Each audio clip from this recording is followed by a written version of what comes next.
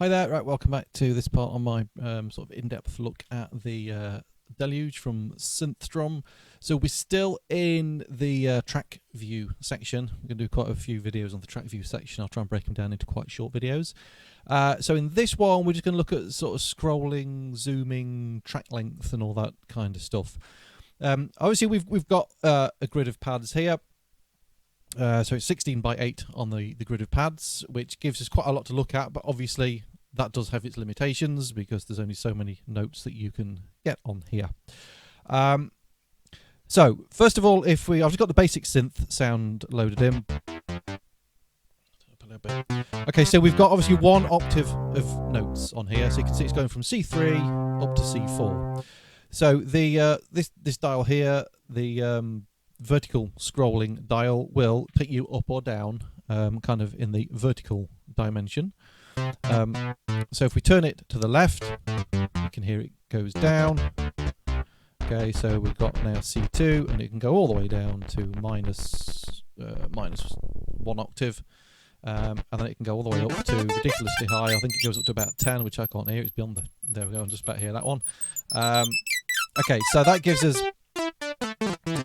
those different note facilities. In kit view, again, we scroll up and down. It's going to give us just access to more sounds that perhaps can't fit on the screen, and obviously we can load, more and more in on those. So that's how it works in kit view. Let's go back to the synth. So yeah, that's the kind of the vertical dimension. Then horizontally is kind of sort of a time-based, really, going from this way round. So I've just turned it on, so I'm in all the default settings. I've got a completely blank project going off at the moment.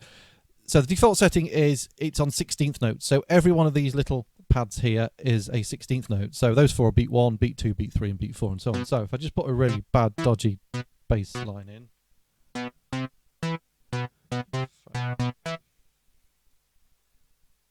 Let's go a bit deeper.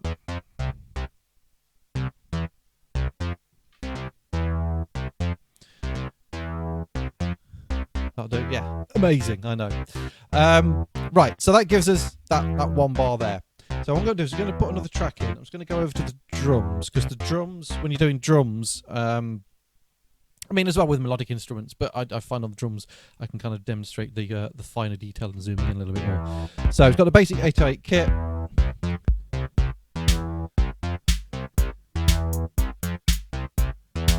Okay, so at this resolution, that just gives us 16th notes. So we can zoom in to either 32nd notes or 64th notes as well. So we do this by pressing down on this knob and then turning. So if you can see it's 16, it's flashing there. If we turn to the right, we can choose 32nd or 64th. So let's say we want to put some 32nd notes on like the last beat there. Okay. If we now zoom back out to 16th notes, you'll see that's where we put our 32nd notes. Now you can see they're a different colour there. Hopefully, I don't know if you can see on the video or not, but they turn like a whitey, milky sort of colour. So that tells you that there are some notes in there, but you can't see the fine detail. So you would have to zoom in to see them, and that's that row of notes there. So you've got to be careful that if you do take some of these out, it is going to take out 2 notes in here, because obviously one 16th note pad on here is the same length as 2 32nd note pads on the other one. So just be aware of that when you are editing. And obviously what we've got now, if we zoom in, if we zoom out again, so that is one bar. If we zoom in, the way it works is that's kind of like the first half of the bar, and the second half of the bar is sort of over here, over this way, basically off screen. So as I turn this dial, you can see that it flashes there. So you've got 1.2 or 2.2. So that's telling you that's the first page. So we've got one page, and it's and that's the second of. Sorry, start again. That's telling you it's page 1 of 2 pages, and that's telling you it's page 2 of 2 pages. So you know where you are. So basically, that is the first half of the bar. That's beat 1 and beat 2. And that's beat 3 and beat 4. Now, if we zoomed in even further into 64th notes, we will now get 4 pages. Okay, so all of that is beat 1, all of that is beat 2, all of that is beat 3, and all of that is beat 4. Okay, so you're kind of scrolling along that way. So let's just zoom back out into our 16ths. Okay, so I think that sort of pretty much covers scrolling and zooming. So let's have a look at track length, because again, the default setting is always on 1 bar, and you can have basically as many, the length of, start again, you can have as long a bar as you want. So you're not limited to 4 bars, 8 bars or whatever. It's basically just how much the CPU can handle on here. So there's a couple of ways we can kind of extend the length. One is if we hold down the shift button and turn this dial, okay, it now starts to extend the length of our bar. If I sort of go, let's make this bar shorter to sort of illustrate. So here is 1 bar. If I start turning this anti-clockwise, you can see it starts to grey out or white out certain bits. So if I go to there, our track is actually now only half a bar long. And as you can see what it does then, it adjusts the zoom automatically. It suddenly flashed up there on 30-second notes just to fit it all on one screen. But I can't ever see any time you would want half a bar. But anyway, you might do. I don't know. I suppose you could do. You get some weird polyrhythms and stuff going off. So obviously you can set the length of your bar or anything. You can have, 1 bar and 1/16, which is what that would be. So that's now telling us this is page 1 of 2, and that's page 2 of 2. So if you want to extend it out to 2 bars, all you would do is just go all the way across to there like that. Let's just zoom out to our 16ths. And we've now got, hopefully, oh no, hang on, what have I done? Go that way. Sorry, done it wrong. Okay, so if I zoom, what you can now do is, there's the first bar. Okay, and then if we turn the dial there, you can see it's saying page 2 of 2. And there's nothing on that because we've not programmed anything on that. When you've got more than 1 bar, you get another zoom option, which is to, again, zoom out anti-clockwise, and you can see it goes down to 1/8 notes, and that changes depending on how long your bar is. So you can keep zooming out so you can see the whole thing. So we can now see here is our first bar, and here is our second bar with nothing in it. So if I play that, there's the first bar, and then we've got nothing in the second bar because we haven't programmed anything in there. Now another way is, let's just get it back down to 1 bar. There. A quick way of doing it, particularly with something like drums, if you want to repeat that, you want like a 4 bar loop that you want to quickly repeat, and then you're going to do some little changes to it here and there.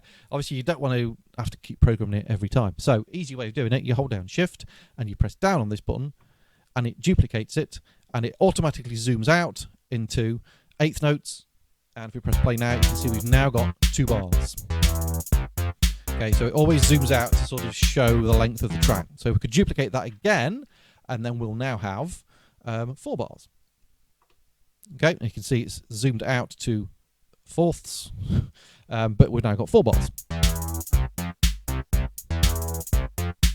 Okay. And then one last thing we'll just cover on this one is if you want to shift all your notes and automation as well. We've not covered automation yet, but we will look at that later. Sort of sideways in time. So let's say you want to shift everything like half a beat or a 16th note that way or that way. You can quite easily do that. What you would do to do that is hold this one down. I'll do it while I'm playing so you'll hear it. And then you turn this dial. Okay, so if I put the metronome on, so to put the metronome on, you're holding shift and the tempo button. Okay, so you'll hear it shift out of time now. Well, not out of time, but in a different position.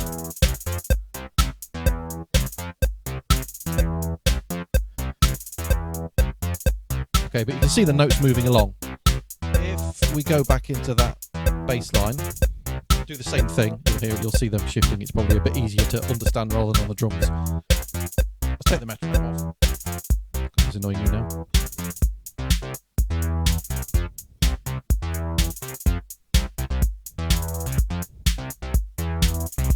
Okay, so from like a melodic thing, particularly a bass line, if you kind of like the rhythm you've got but you're not sort of entirely sure, sorry, you like the notes you've got, you're not entirely sure of the rhythm position within the bar, you can sort of experiment around with that and get a few different ideas, which is quite cool. Okay, so I'm going to leave that one here. in the next one, I think we'll have a look at sort of scales and note lengths. So I'll see you in that one. Usual things, please like, subscribe, share the videos around, check my music out on Spotify, iTunes, and all the other nonsense out there. And if you've got any questions or suggestions for future videos, then please leave those questions and comments in the box below. Thanks a lot for watching, and I'll see you in the next one.